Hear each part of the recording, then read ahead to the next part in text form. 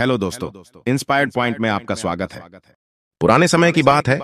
नगर में रहने वाला सवल नाम का एक लड़का अपनी जिंदगी से बहुत निराश था। उसके निराशा का कारण यह था कि अब वह कुछ भी नहीं कर रहा था। उसके माँ बाप उसे ताने मारते कि तेरे सारे मित्र कुछ ना कुछ कर रहे हैं, लेकिन तू अभी भी घर में बैठा हुआ है। मित्रों के बीच भी अक्सर उसका मजाक ही बनता। वह कहीं जाता तो लोग उससे पूछते कि क्या कर रहे हो।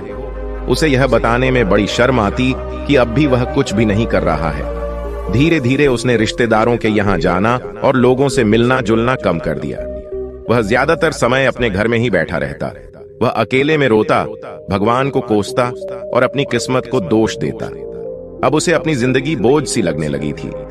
कभी कभी वह सोचता कि जब वह कुछ करने के लायक ही नहीं है तो फिर उसे जिंदा रहने का क्या फायदा, उसे तो मर जाना चाहिए। एक दिन वह अपने नगर की एक सड़क से गुजर रहा था। तभी उसने देखा कि एक गुरु दुख के ऊपर प्रवचन दे रहे हैं। वह भी उस भीड़ में जाकर बैठ गया और गुरु के प्रवचन सुनने लगा। गुरु बोल रहे थे कि दुख एक गुरु की भांति होता है जो हमें जीवन की सच्चाई दिखाता है और हमें सही से जीवन जीने का तरीका सिखाता है। आप चाहे तो अपने दुख रूपी गुरु से जीवन जीना भी सीख सकते हैं और चाहे तो उस दुख में डूबकर बैठकर रो भी सकते हैं। सवल भी गुरु की ये सारी बातें ध्यान से सुन रहा था, लेकिन उसे गुरु की ये बातें सही नहीं लगी। उसने खड़े होकर कहा, दुख कुछ भी सिखाकर नहीं जाता, सिर्फ पीड़ा देकर जाता है। दुख की पीड़ा अनंत होती है, ऐसा लगता है इसके बाद कुछ भी नहीं होने वाला, कुछ भी नहीं मिलने वाला। मृत्यु भी उसके सामने छोटी लगने लगती है। गुरु ने कहा, आखिर क्या दुख है तुम्हें? सवल ने अपना सारा दुख गुरु के समक्ष कह सुनाया और पूछा, क्या आपके पास मेरे इस दुख का कोई समाधान है? यह सुनकर गुरु मुस्कुराए और बोले, जिस दिन तुम्हारे जीवन में सच्चा दुख आएगा उस दिन मेरे पास आना, मैं तुम्हारे दुख का समाधान अवश्य करूंगा। इतना कहकर गुरु वहां से चले गए। सवल ने सोचा, क्या मेरा दुख सच्चा नहीं है? क्या जिस दुख से मैं गुजर रहा हूं, क्या वह झूठा है? कोई भी मेरे दुख को नहीं समझता। जब माँ बाप ही नहीं समझ पाए तो गुरु क्या समझेंगे? अपने दुखों से परेशान होकर सवल ने एक निर्णय लिया कि वह कुछ करके दिखाएगा। उसने एक छोटा सा व्यापार शुरू किया, लेकिन उसमें सफलता नहीं मिल रही थी। लेकिन उसके घर वाले खुश थे कि वह कुछ तो प्रयास कर रहा है। वह अपने व्यापार में जुटा रहा और धीरे धीरे सफलता भी मिलने लगी। फिर उसने रफ्तार पकड़ ली। सिर्फ 3 साल के अंदर ही वह एक बड़ा व्यापारी बन गया। अब सवल के चारों तरफ ऐसे बहुत से लोग थे जो उसकी चिंता करते थे, उसे पसंद करते थे, उसके काम की प्रशंसा करते थे। अब उसके घर वाले भी उसके प्रशंसा करते थकते नहीं थे। दिन प्रतिदिन उसके मित्रों की संख्या बढ़ती जा रही थी। अब वह अपनी जिंदगी से बहुत खुश था। उसके कुछ मित्रों ने उसे सलाह दी कि जब तुम बड़े व्यापारी बनकर इतना खुश हो तो सोचो, अगर तुम इस नगर के, इस राज्य के सबसे बड़े व्यापारी बन जाओगे तो तुम्हारे पास कितना सुख होगा, कितने लोग तुमसे जुड़ना चाहेंगे, तुम्हारा कितना यश फैलेगा। स्वयं राजा भी तुमसे मित्रता करना चाहेंगे और जरूरत पड़ने पर तुमसे ही धन उधार लेंगे। मित्रों की यह बात सवल के मन में अच्छे से घर गई। अब उसने और भी धन कमाने का प्रयास शुरू कर दिया, लेकिन उसे यह सब अब जल्दी चाहिए था। वह सब कुछ प्राप्त करने में अपना ज्यादा समय बर्बाद नहीं करना चाहता था। इसलिए उसने ऐसी भी कार्य करने शुरू कर दिए जो उचित नहीं थे। उसने बड़ी मात्रा में अपने मित्रों से उधार लेना शुरू कर दिया, ज्यादा मुनाफा कमाने के लालच में। अपने सामान में मिलावट करने लगा। उसने दूसरे व्यापारियों के खिलाफ षड्यंत्र भी रचा। उसने डराया, धमकाया। जैसा जैसा उसका मित्र कहते गए वही करता गया। वह इन तरीकों से ज्यादा धन तो कमा रहा था, लेकिन अब उसके जीवन में सुकून नहीं था। उसके मन की शांति गायब हो गई थी। उसे रातों में नींद नहीं आती थी। वह किसी उधेड़ बुन में लगा रहता था। सुख साधन के सारे वस्तुएं होने के बाद भी उसे किसी में सुख नहीं मिल रहा था। एक दिन सवल अपनी बग्घी में सवार होकर कहीं जा रहा था। तभी रास्ते में उसे गुरु का आश्रम दिखा। वो रुक गया। वह गुरु के पास जाकर बोला, गुरुदेव, आपने कहा था जब तुम्हारे जीवन में सच्चा दुख आए तब मेरे पास आना। मैं अब बहुत ही दुखी हूं। मेरे रातों की नींद गायब हो गई है। मुझे कहीं सुकून नहीं मिल रहा। इस तरीके से सवल ने अपनी सारी समस्या गुरु के सामने कह सुनाई। गुरु ने कहा, जब तुम मुझसे पहली बार मिले थे तभी तुम किसी दुख में थे। तुमने उस दुख से क्या सीखा? सवल ने कहा, मैंने सीखा कि सिर्फ सोचने और चिंता करने से कुछ नहीं होता। अपनी सोच को सच करने के लिए कर्म करना पड़ता है, और सिर्फ कर्म करने से भी कुछ नहीं होता। अपने कर्म को अंतिम पड़ाव तक ले जाना भी आवश्यक होता है। चाहे रास्ते में कितनी मुश्किलें आए, मन कितना ही निराशा हो, कितना ही लगे कि अब आगे कुछ नहीं होने वाला है, तब भी यह मानकर चलो कि मैं जो कर रहा हूं उसमें मैं अवश्य सफल रहूंगा। लोग सिर्फ सफल व्यक्ति को सम्मान देते हैं, फिर चाहे कोई कितना अच्छा क्यों ना हो, वह लोगों की नजरों में बोझ ही होता है। यह सब सुनकर गुरु मुस्कुराए और बोले, यह असली दुख नहीं है। जब तुम्हारे जीवन में असली दुख आए तब मेरे पास आना, मैं उसका समाधान अवश्य करूंगा। सवल ने जाते समय गुरु को सोने के सिक्कों से भरा एक घड़ा भेंट किया। घड़ा देखकर गुरु ने कहा, यह मेरे किसी काम का नहीं, इसे उस पेड़ के नीचे गड्ढा खोदकर दफना दो। सवल ने गुरु के कहे अनुसार घड़े को पेड़ के नीचे दफना दिया और वहां से चला गया। कुछ दिनों तक व्यापार अच्छी तरक्की कर रहा था, लेकिन गलत व्यापार की वजह से धीरे धीरे उस व्यापार में घाटा होने लगा। उसकी सारी धन संपदा धीरे धीरे खत्म होने लगी, और एक दिन ऐसा आया जब उसके पास कुछ भी नहीं बचा और वह कर्जे से लद चुका था। लेकिन वह निश्चित था, क्योंकि उसने सारा कर्ज अपने मित्रों से ही लिया था। वह सोचता था कि उसके मित्र बुरे समय में उसका साथ देगा, लेकिन ऐसा कुछ भी नहीं हुआ। बुरा समय आते ही मित्रों ने अपना उधार मांगना शुरू कर दिया। उधार वापस न मिलने पर जान से मारने की धमकी भी दी। उसके चाहने वाले सब उससे दूर गए। उसके वो मित्र जो उसके साथ मौज मस्ती करते थे, अब उससे दूर भागने लगे। उसके परिवार वाले उसके गलतियां और कमियां गिनाने लगे।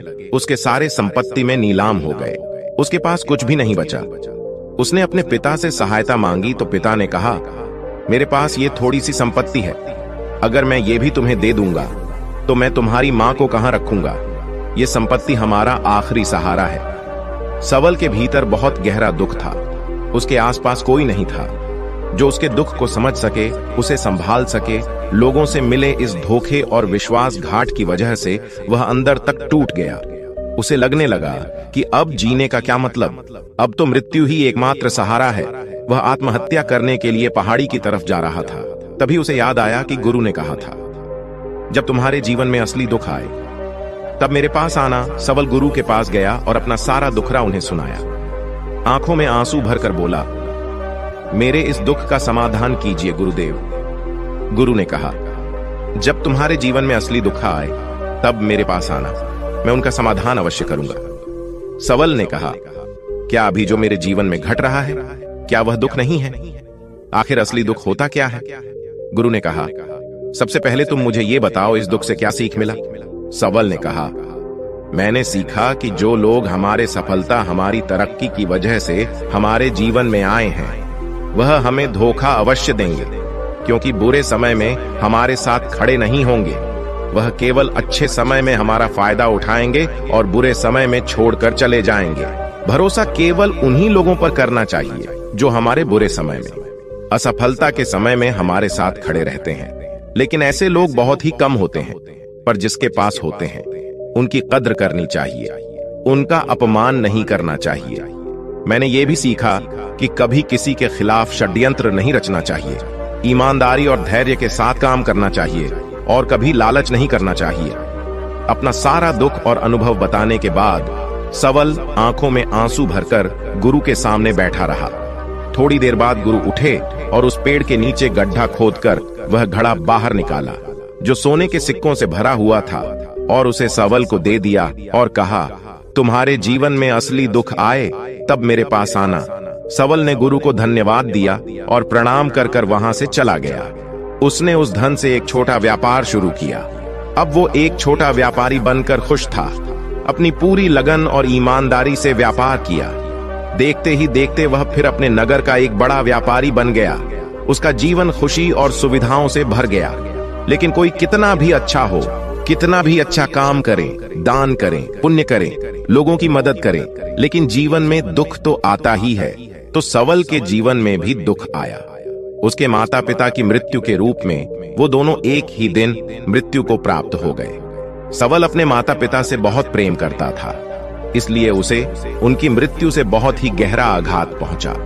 वो दोनों के पार्थिव शरीर को श्मशान घाट ले गया। वहां उनकी अंतिम क्रिया की गई।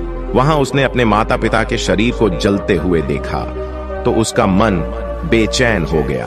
उसके अंदर बहुत से प्रश्न उठने लगे। वह घर वापस आया तो अपने माता पिता के घर और संपत्ति को देखा, जिसके लिए उसके माता पिता हमेशा लड़ते रहते थे। आज वो लावारिस पड़ी है। आज उसकी देख रेख करने के लिए उसके लिए लड़ने वाले इस दुनिया से चले गए। उसके पिता ने जो भी कमाया था, जो भी बनाया था, सब कुछ यहीं रह गया था। एक दिन पहले किसी से भी अपनी संपत्ति के लिए लड़ जाने वाले उसके पिता आज इस दुनिया से अलविदा हो गए थे। उसका मन इसी तरह के अनेक विचारों के भौर में फंसा हुआ था। उसे अंदर से अकेलापन और डर महसूस हो रहा था। उसे कुछ खालीपन सा महसूस हो रहा था। उसे लग रहा था कुछ तो है जिसे वह समझ नहीं पा रहा। इसलिए वह गुरु के पास गया। उसे देखते ही गुरु ने कहा, क्या जीवन में कोई दुख है? तो सवल ने कहा, वैसे तो जीवन में कोई दुख नहीं है गुरुदेव, सब सुख हैं, सब अच्छा चल रहा है। लेकिन आज मेरे माता पिता की मृत्यु हो गई। इस घटना ने मेरे मन को बेचैन कर दिया है। गुरु ने कहा, इसमें दुखी होने वाली कौन सी बात है? एक दिन तो सभी के प्रयोजनों को मरना ही है। हमेशा जीवित न तो कोई रहा है ना कोई रहेगा। एक दिन तो तुम्हें मरना ही है। हो सकता है कल ही मर जाओ या आज भी मर सकते हो। सवल ने कहा, ये आप क्या कह रहे हैं गुरुदेव? मैं भी मर जाऊंगा, पर मैं तो अभी जवान हूँ। गुरु ने कहा, इसी भ्रम में तो सभी जी रहे हैं कि मृत्यु दूसरों को आती है, बुढ़ापा दूसरों को आती है, लेकिन बूढ़े के सामने ही जवान मर जाते हैं, बच्चे मर जाते हैं। मृत्यु का किसी उम्र से कोई संबंध नहीं, ये तो सबको अपना ग्रास बना लेती है। गुरु की ये बातें सवल के मन में घर घर गई। वह चुपचाप वहां से चला गया, लेकिन उसका मन अब भी बेचैन था, अब भी अशांत था। वह कुछ खालीपन सा महसूस कर रहा था। वह पूरे दिन अपने बारे में सोचता कि वह इस दुनिया में क्यों आया है। क्या सिर्फ चीजों को उपयोग करना और मरना ही जीवन का लक्ष्य है? ऐसे बहुत से प्रश्न उसके मन में लगातार उठ रहे थे, लेकिन उसका उत्तर नहीं मिल पा रहा था। उसका दुख दिन प्रतिदिन बढ़ता ही जा रहा था। कुछ दिनों बाद वह फिर गुरु के पास पहुंचा और बोला, गुरुदेव, मैं बहुत दुखी हूं। मैं ये नहीं जान पा रहा हूं कि मैं कौन हूं, इस दुनिया में क्यों आया हूं।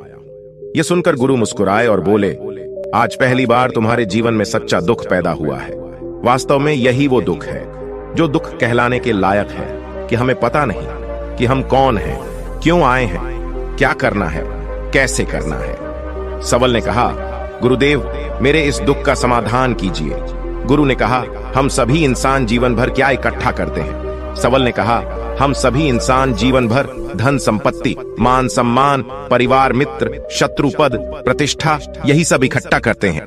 गुरु ने कहा, क्या इन इकट्ठा हुई सभी चीजों से एक भी चीज साथ ले जाया जा सकता है? सवल ने कहा, नहीं गुरुदेव, इनमें से कुछ भी साथ नहीं ले जाया जाता। मेरे माता पिता के साथ कुछ नहीं गया, सब कुछ यहीं छूट गया, परिवार संपत्ति सब कुछ। तो गुरु ने कहा, अब मेरी बातों को ध्यान से सुनना। इस दुनिया में हमें जो इकट्ठा करना है वह हम इकट्ठा करते नहीं। चीज जो हमारे सामने होती है लेकिन हम उन्हें देखने का प्रयास नहीं करते। इस दुनिया में हमें जिस चीज को इकट्ठा करना है वह हम खुद है। हमें खुद को इकट्ठा करना है। सवल ने कहा, क्या गुरुदेव, हमें यह संसार छोड़ देना चाहिए? अपने सभी इच्छाओं को मार देना चाहिए? किसी से प्रेम नहीं करना चाहिए? धन संपत्ति इकट्ठा नहीं करना चाहिए? मान सम्मान की आशा छोड़ देनी चाहिए?